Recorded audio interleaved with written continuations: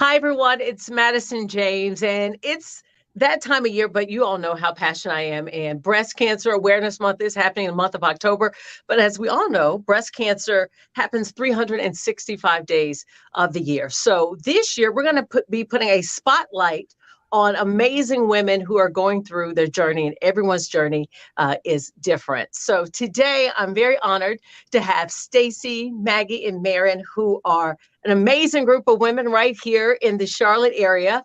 And these ladies are part of, Maren and I have talked about it. I won't say a special group, but I feel like it's a group that doesn't get talked about. They suffer from breast cancer, just like a lot of stages. You hear stage 0, you hear stage 1, stage 2. These ladies are stage 4 metastatic. And as you see, they're thriving. They're thriving. Everybody looks great. And I'm pretty sure as you're looking at this, you're going, wait a minute.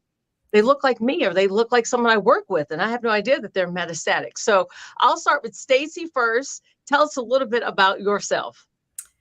So I was diagnosed when I had just turned 30. I had a 6-month-old baby girl and a 3-year-old boy. At first, I was diagnosed as a stage 2. Then went on in for surgery. They found lots of lymph nodes that were positive. So then they did additional testing, and I ended up doing 6 months of chemo, 12 weeks of radiation, multiple surgeries.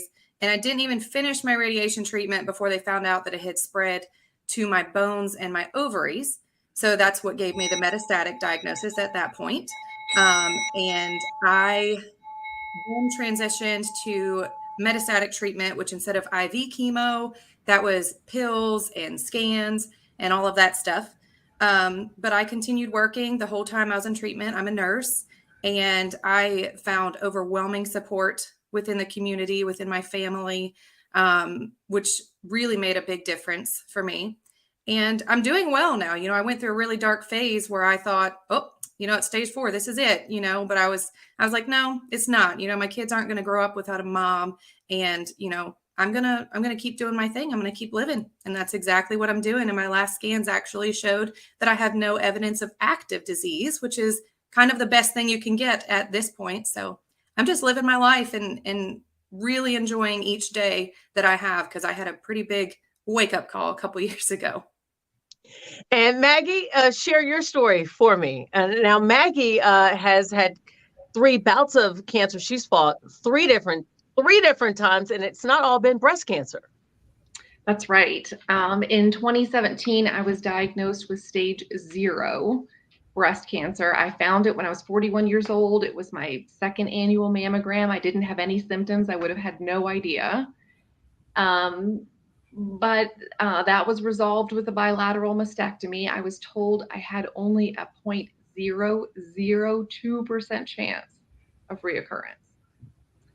And 3 years later, I was diagnosed with stage 4 breast cancer.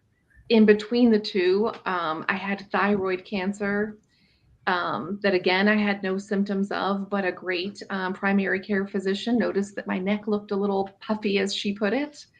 And I went through the testing and kind of got that resolved. I think one thing that kind of really stands out to me about my story is that I've not ever had a symptom of cancer. I've had cancer 3 times and never had a symptom. But I will say the thing that's gotten me to this day is great healthcare and engaging in my own healthcare, being proactive, making sure I was doing everything that I possibly could to get tests and scans and in front of doctors to be in a proactive way. And we'll round it out. I feel like, she's the anchor, because Maren, once I met Maren and heard her story, she really challenged me. And I was like, you know what, that is very true. Like I shared, they're all stages, and metastatic is nothing for anyone to be afraid of. I feel like no one really talks about in this space because it makes people uncomfortable. So Maren, talk about, your journey and also the support group that's right here in the Charlotte area. Yes. So a little bit about me. I have four children. I'm a university professor and love my career. So I was just chugging along at age 44, had a routine mammogram that came back questionable. So they did an immediate biopsy, told me that I had stage 0 breast cancer. I was 44 years old. Almost 5 years to the day after taking my tamoxifen and doing everything that I could, including losing weight to keep the cancer away. It recurred. And I had, unlike Maggie, I had excruciating bone pain, hips, legs, skull, just pain everywhere. So that drove me to the doctor 4 times. And it took that long for them to listen to me and diagnose it as cancer rather than just general back pain. So what is most important to me at this point, besides raising my children, and I am still working full time. Like I said, I do love my career, and cancer kind of hit at the height of my career, which was somewhat frustrating. But my mental health is really important to me. And it's been a struggle. I was being diagnosed with a terminal disease in your 40s or 50s, or even at any age, is just devastating to hear. So one of the things that's really important to me is social support. So me and a couple other women with metastatic breast cancer started a support group locally after we'd both searched for a group that met our needs. And when I say meet our needs, we felt like we had somewhat different issues. We take different medications than the early stage population. We go through we're on medications until the end of our lives. We are constantly scanned for progression of the disease. So it's something for us that never goes away. There's never an endpoint. So that mental health and having that social support and being surrounded by women who understand the difficulties and challenges of having a disease that will last the rest of your life is really important. So we have a support group here in Charlotte. We're supported by a couple of organizations. The Pink House is one, and the Levine Scholars Program at the University of North Carolina at Charlotte is another. And we get together once a month, always, sometimes twice, and we do some fantastic activities. We talk with each other. Sometimes it's really informal, and we just need to hear from each other and know that what we're going through is normal. So it helps normalize the experience quite a bit. And again, you all are a part of this organization, correct? I want to say you are. That's how you all met. Each one of you, real quickly, because we're showing people that you all are living your best life. Now, contrary to what the pamphlets and my personal opinion, I don't want to say propaganda, but what is put out there to educate people, you hear stage 4 metastatic, and everyone on this camera has their hair. They have their flowing hair. No one, you know what I mean? No one doesn't look, I hate to do that, but look like they have cancer, and you all are thriving. And when I say that, you're still living life, you're living your life. So Maggie, I know you're prone to be jumping out of airplanes, going on safaris. Talk about how it's very important for you to live your life. And then after you finish, Stacy, tell me, and then Maren, tell me what you do. Yeah, my mottos are say yes and keep doing. So I like to love, I like to love hard, and I like to have adventures. And, I've just tried to do everything I could to kind of up the ante on being able to do those two things while I can.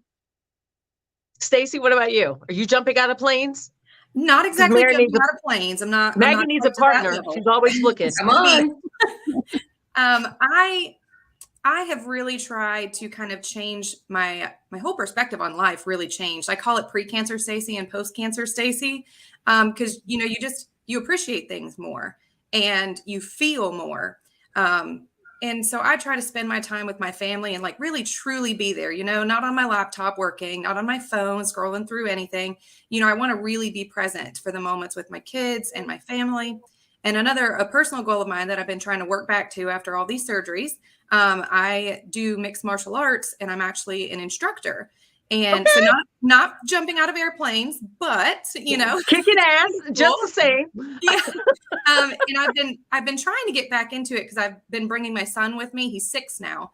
But I just, I had to kind of really recover. And then I started with yoga because I was like, I need to start small before I go back to that. But we are actually, my son and I are going back tonight. Awesome. And Maren, what about yourself? I know you got something kooky and crazy that you do. I mean, I know you, so don't be nice on this video right now. I don't know if it's kooky and crazy, but I struggle a little bit with the high adventure because I still have so much residual pain from my initial diagnosis that even though I travel with my family, it's a little harder for me to get excited about jumping out of airplanes just because of I ain't trying to do that either. So you're not alone. I just look at Maggie's pictures. Maggie, my hat's off to you because that's just not my thing. I feel kind of like I'm in my retirement years, even though I'm in my early 50s. So I've tried to find some volunteer work that I can do that's meaningful. I started pottery as a hobby. So working really hard on honing my pottery skills and writing my stories. I'm really big on making sure my children remember me and remember what was important to me, what my values were, values are. I can reiterate what Stacy said. I still have, my children are ages 22 to age 14 is my youngest. So I really try to be present for them since time may be limited and we none of us really know what's going to happen from scan to scan. So life can be fleeting. And I think it's important to take advantage of every minute that we have. And we're going to put below where people can get more information about the support group. And it's always good to be around a group of women. I know, Stacy, we're going to have to add you in. We have a group chat. Everybody, I'll pop in, see how everybody's doing. And what was really, in my opinion, very cool, because I was watching it in the group chat, ladies were asking about medications. What's your side effect? How did you feel about that? And it was just so warming to see, Maren and others pop in and chime in and really be that support for each other. Because again, this is a journey and no one's journey is the same. And I really want to take time to put a spotlight, because I've been in the breast cancer space for a minute, and metastatic is scary for people to hear. But I want to show this is what it looks like. So if you are diagnosed with it, you can see that there are women who are living their life to the fullest. Yes, you guys have been on some hurdles and you guys have been in the trenches. But I really want to show you're still amazing women. You're still the same, women to the core before your diagnosis. So real quick, what is one thing of advice, each one of you, that you can share with someone who may be about to, as they're watching this, start their journey with stage 4 and metastatic? We'll start with you, Maren. Oh, I was afraid you were going to start with me. It was really hard at the beginning, and I was diagnosed 6 months before COVID hit. So I was feeling really socially isolated. And that went on for, a good year, that I felt like I was the only person suffering like this. So I really, social support groups aren't for everyone. And I recognize that, but reach out to somebody that you know, or reach out to your nurse navigator, reach out to your oncologist, whoever you have in your space, and find some other women or men who have metastatic breast cancer, and find some support, because none of us have to do this alone. That's true. Maggie? Well, I'm going to put my mental health therapist hat on for this one. Yes, Maggie's a therapist, by the way. And say, one day at a time, one moment at a time. The most you can kind of break things down and be able to be in the present. A lot of times you know, fear and anxiety for us can be a lot about the future, and sometimes not that exact minute that we're in. And so I would say, you know, take a step back, and try to be in the moment and live your best life. Stacy, My the advice youngster of the group. Don't look at statistics. Don't go on Google and look at statistics, because first of all, they're old. And second of all, you are not a statistic. You know, for example, 2 years ago, I was given 6 months is what I was told by one doctor. Another doctor in the ER told my husband to get my affairs together. You know, that was years ago. They don't know, you know, and just like, you know, the other ladies were saying, you know, nobody really knows what's going to happen in the future. So try not to spend a bunch of time worrying about what if, because what if it's not, you know, what if you do find a treatment that works for 10 years, you know, or whatever the case may be. So try not to go down the statistic path, because you are not one. And as we're about to wrap it up, something big is happening on October 13th. Mary, you want to share? We gotta let folks know about it. We'll put all the information up, but please share what's happening on the 13th of October. So the 13th of October is National Metastatic Breast Cancer Awareness Day. So an organization called Metavivor puts together a broadcast, and they feed it, they send it, or they broadcast using Facebook Live. It's our biggest fundraiser of the year, and all the money goes toward research specifically for metastatic breast cancer. So it's a really important night for us in terms of fundraising as well as awareness and advocacy. So what we do locally, we call it Light Up MBC, and we ask our cities and our landmarks to light in the metastatic breast cancer colors, which are green, pink, and teal. Here in Charlotte, the Wells Fargo building always lights up for us. A few other landmarks always light up for us. So we meet downtown, and downtown Charlotte, we have a meal together. And then we head over and we look at the lights, and it makes us feel like our city is supporting us, our community is supporting us. And we're more than just pink. So that's why the green, pink, and teal. So, well, thank October you, ladies. 13th. Yes, thank you, ladies, for getting on and chatting and sharing your story. And as I like to say, it's 365 days of the year. And during October, we do shine a light on pink, but we're now putting spotlights on individual stories. And I had to spotlight my metastatic girls and show everyone that you all are thriving. You're amazing women. So if someone does get that diagnosis, hopefully they can see this and go, you know what? I still have a lot of life to live. So ladies, thank you so much for checking in with us. And Stacy, you've been added to the group chat, just letting you know. Thank you. Thanks, Bye, Madison. ladies. Thank you. Thank you. Bye.